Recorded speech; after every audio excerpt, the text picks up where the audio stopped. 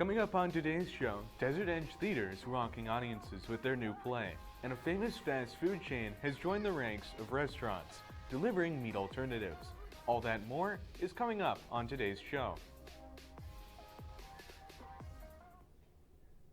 Hello, Desert Edge. Today is Friday, April 23rd, 2021. I'm Jacob Anderson. Welcome to DETV, the voice of Desert Edge High School. We have a great show lined up for today. Yesterday was Earth Day, so today's question has an environmental theme. It's our home. It gives us air to breathe, water to drink, and a place to put our houses. But, do you know where the name Earth comes from?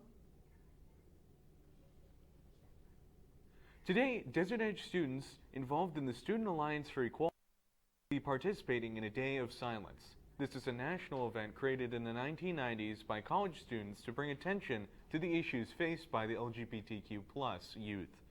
Club members will take a vow of silence tomorrow in order to honor and remember those who have been silenced by harassment, violence, or suicide because of their identity.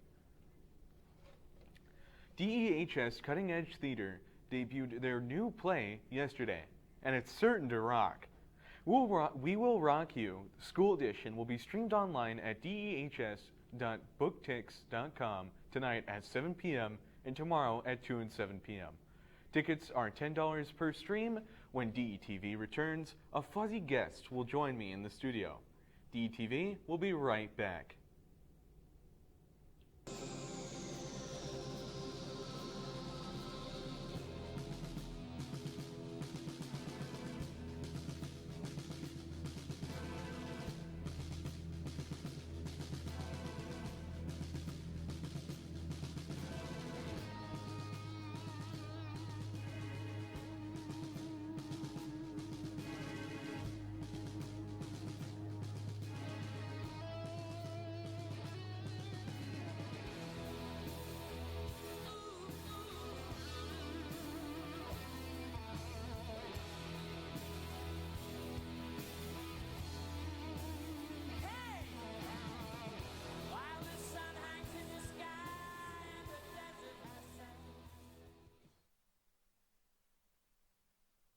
DE have pets, but I bet not so many have to take care of a goat.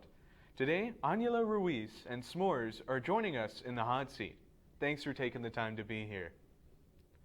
Okay, so first off, why did you name her S'mores? And how did you end up with a pet goat? Alright, so her name is S'mores, right? The reason why is because if you look at her, she has brown and white. Brown would be the graham crackers, and then the white would be the marshmallow from the s'mores. So that's why we called her S'mores. And then the reason I ended up with her was Mr. Carroll. He has a lot of goats, and one of his goats didn't want to take care of her. So I adopted her and became her new owner.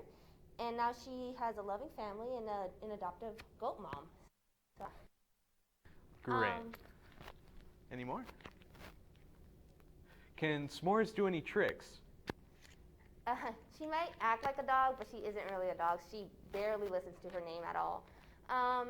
The one thing she does is, if you're sitting on a flat surface, on a swing, on a chair, and you put your hands and you pet your legs, she will jump up and she will cuddle with you. So that's pretty much all she does. Now, goats are notorious for eating things, all manner of things. What's the strangest thing S'mores has ever eaten? Oh yeah, so she's been eating a lot because she's been teething. She's eaten big rocks. Thankfully, I got them out. She's eaten stuffed animals. She's rope. She's crazy. So whatever she sees on sight, she will start chewing on it. All right. Now, lastly, would you recommend getting a goat as a pet? I would say they're a fun animal to take care of, but they are very high maintenance. You do have to have a big property for them to roam around. They are a very free-spirited animal. So, in my opinion, no. If you're willing to take the risk and be there 24/7 with the goat, then yes. But other than that, then, well, good luck. I want to thank Aniela for taking the time to come down to the studio and talk with me. And if you know someone that could be in the hot seat, email your suggestion to detv2012@gmail.com.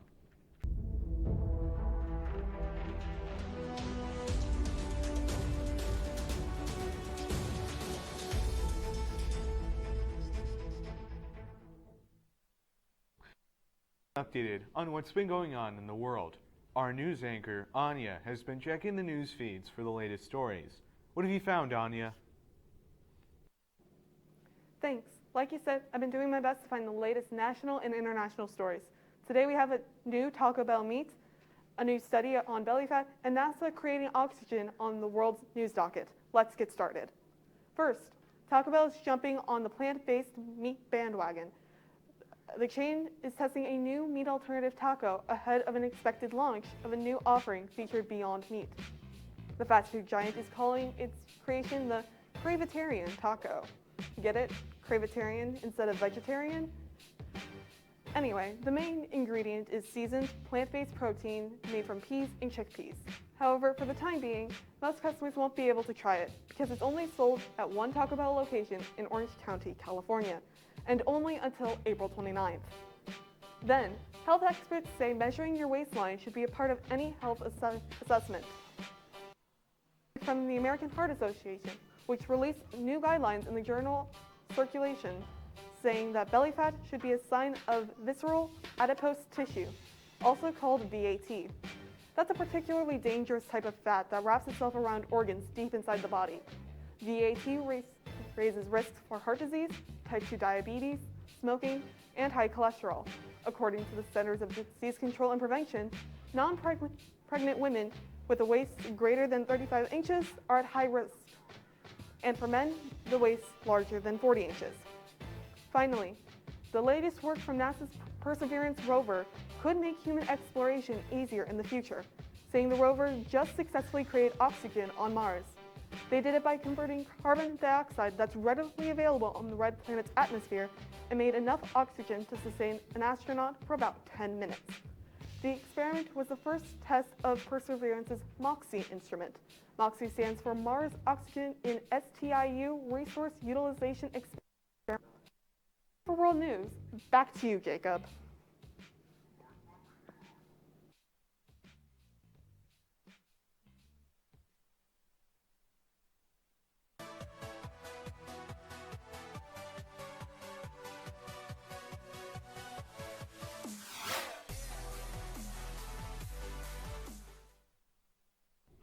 Now let's get an update from the world of DE Sports. The Lady Scorpions tennis team closed out on their season at home with 1-8 loss to Betty Fairfax at the Scorpion Tennis Center in an emotional match which featured Senior Day seniors Janet Diaz, Brianna Dawson, and Carolina Arellano ended their Desert Edge careers. Brianna Dawson ended her inaugural campaign with a 6-4, 6-2 victory over Fairfax's Parsi Gomez. Dawson finished the year with 4 wins on the season, and Arellano with 5 on the year. Friday night, the baseball team took on Cactus at Goodyear Ballpark. They started out at hot 4 in the first, but never looked back, ultimately beating Cactus 12-2 in 5 innings. Chaz Clemens got his first start of the season on the mound and came away with his first varsity win. Matt Kennel and J.J. Bergens both went 3-3 to RBI. Matt Bomer and B.R. De Leon both added 2 hits. That makes 9 wins in the last 10 games and a 10-5 record so far this season. That's it for me. Back to you.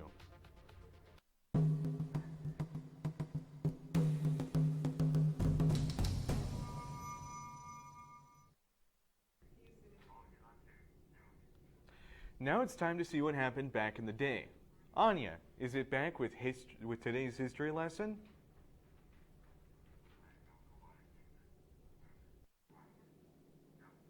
Today is William Shakespeare's birthday. Shakespeare is widely recognized as the greatest English poet the world has ever known. Historians believe Shakespeare was born on this day, April 23rd, in 1564, the same day he died in 1616. To this day, Shakespeare's death is still a mystery, which happened over 400 years ago. That is all I have for history today. Back to you, Jacob.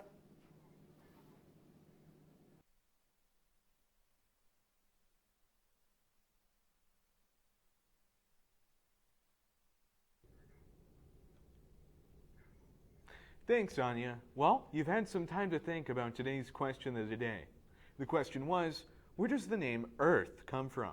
And the answer is, the name Earth comes from both English and German words, Eartha and Erde, respectively, which means ground. However, the creator of the name has been lost to history. We have one more fact about Earth's name. Earth is the only planet that wasn't named after a Greek or Roman god or goddess.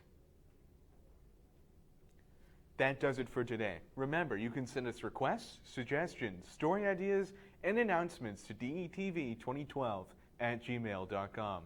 Until next time, I'm Jacob Patterson. Have a great day, Scorpions.